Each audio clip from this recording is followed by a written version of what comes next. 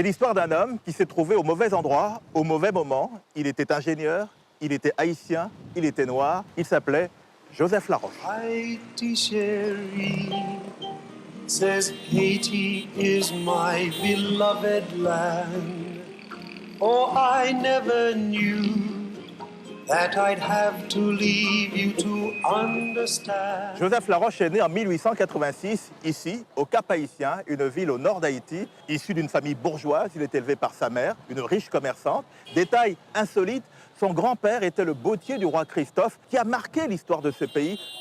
Beauvais, tes plages sans la mer, sans le sable, ta beauté indéfinissable. Tu m'as conquis et tu me plais.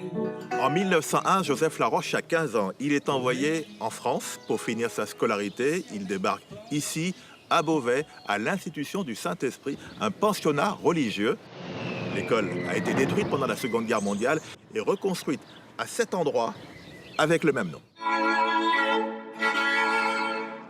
En 1908, Joseph Laroche épouse Juliette, la sœur d'un de ses amis français. Le mariage a lieu ici, à Villejuif. Joseph travaille ensuite comme ingénieur pour le métro parisien. Il réalise le tracé de la ligne qui va de la porte de la Chapelle à la porte de Versailles. Je suis le poinçonneur des lilas, le gars qu'on croise et qu'on ne regarde pas. Parfois je rêve, je divague, je vois des vagues. Et dans la brume au bout du quai, je vois un bateau qui vient me chercher. Et après avoir travaillé dans le métro parisien, son contrat se termine. Alors il fait des petits boulots, mais c'est difficile à cause du racisme ambiant. Du coup, il décide de rentrer chez lui en Haïti avec sa famille. Il prend des billets sur le paquebot France, mais au dernier moment, il échange pour le Titanic. On devait prendre le France, mais il n'y avait pas, on n'acceptait pas les enfants à la salle à manger. Il y avait une nurserie. Et comme nous étions très jeunes, ma sœur et moi, mes parents ne voulaient pas nous laisser. C'est pourquoi on a pris le Titanic.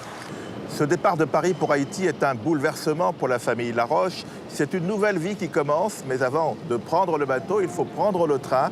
Départ ici de la gare Saint-Lazare, direction Cherbourg. En Cherbourg, nous a vu arriver sur le port de sa main, serrant la mienne. 2 trains spéciaux sont arrivés ici, de Paris, de la gare Saint-Lazare, le 10 avril 1912. Le voyage a duré environ 6 heures et au bout de 350 km, tout le monde est arrivé à Cherbourg pour prendre le Titanic.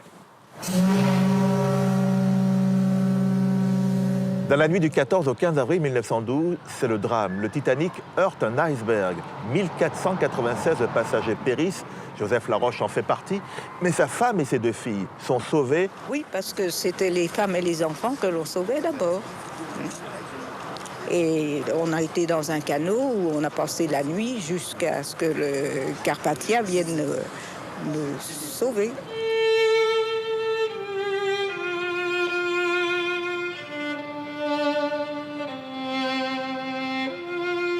Alors arrivée ici à New York, Juliette Laroche et ses 2 filles sont hospitalisées et soignées pour des gélures.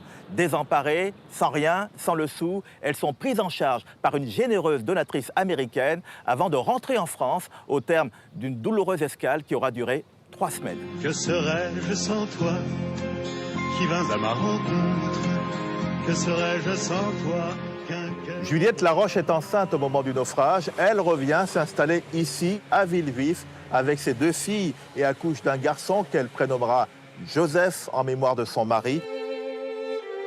En 1980, Juliette, qui n'a jamais refait sa vie, s'éteint à son tour.